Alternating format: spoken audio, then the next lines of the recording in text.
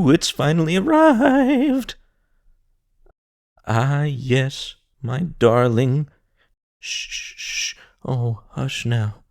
Come out of the cold, my love. After ordering it a long, long time ago, it's finally here. The Virtual Boy for Switch 2! The cheap cardboard edition, anyways. I ain't spending $100 on this crap. Released in 1995, the ambitious 16-bit portable console flopped harder than a fat kid in a swimming pool, due largely to formidable physical constraints and health issues. With as many muscular issues, headaches, and eye strain as this thing caused, you might think Nintendo was in cahoots with struggling doctors in need of business. With a meager 22-game library, the console farted to death less than a year later. But now the console has seen a chance for redemption on modern hardware, and we can all finally dig into the system's long-lost library on official hardware. Inside this sweet package are some manual warning about eye and muscle aches, motion sickness, and other health concerns, so I already know I'm getting the authentic Virtual Boy experience.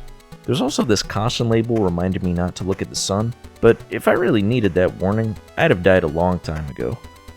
I think this is saying that goggles plus sunlight equals fire, which implies that if I'm looking at the sun, it could set my brain on fire.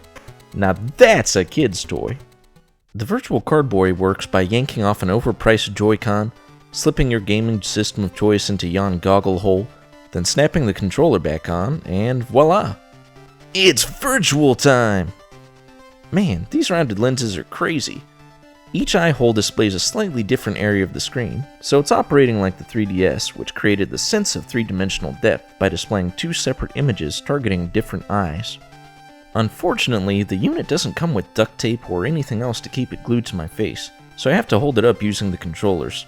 It can be tricky getting into a cozy position, but it's not too bad. The fact that I can position my head wherever I want is actually a benefit this model has over the expensive replica model, though owners of those are at least getting authentic neck cramps. The games themselves are actually quite good.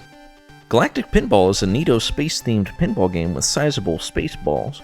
3D Tetris is a surprisingly deep extension of the original Tetris template that makes good use of 3D to make menu options pop and better convey the position of your 3D ice cubes. And Virtual Boy Wario Land is just a great platformer in general, with some neat background hopping mechanics and strong use of 3D to convey depth within layers. Block shapes in particular pop out really well. With good games and neat 3D effects, it's all good, man. Right? Well, not quite.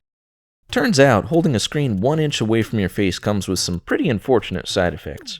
Even after finding a cozy position, human appendages naturally get tuckered out from holding something up for long periods of time, with head and neck stiffness joining the party fashionably late. But the big problem here is the eye soreness and headaches caused by close proximity to the screen.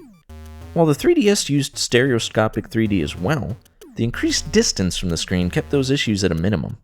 But unlike that device, you can't just turn off the 3D effect for the Virtual Boy, meaning your eyes might pop out of their skull. It's no joke when they tell you to take a break every half hour, because this could permanently activate your red photoreceptors. I really, really wanted to love Virtual Boy on Switch 2, but its uncomfortability and legitimate health concerns make it something I'll only pop in occasionally to play its limited but solid game library. This does make it a very accurate representation of the original Virtual Boy experience, but just like in 1995, it inherently limits the appeal of its innovative games. A simple option to play without the stereoscopic 3D would do wonders for accessibility, and it's unfortunate that emulators and homebrews, not that I use them, are more convenient and comfortable to set up and play than on this officially licensed experience. At $25, I don't feel like I wasted my cash, but I would not recommend purchasing the pricier $100 model unless you're a hardcore Virtual Boy fan. That being said, many of the games for the console are worth playing, so I'll be putting up with some headaches for the next few weeks to give you fine folks some insight into the hidden gems for the console.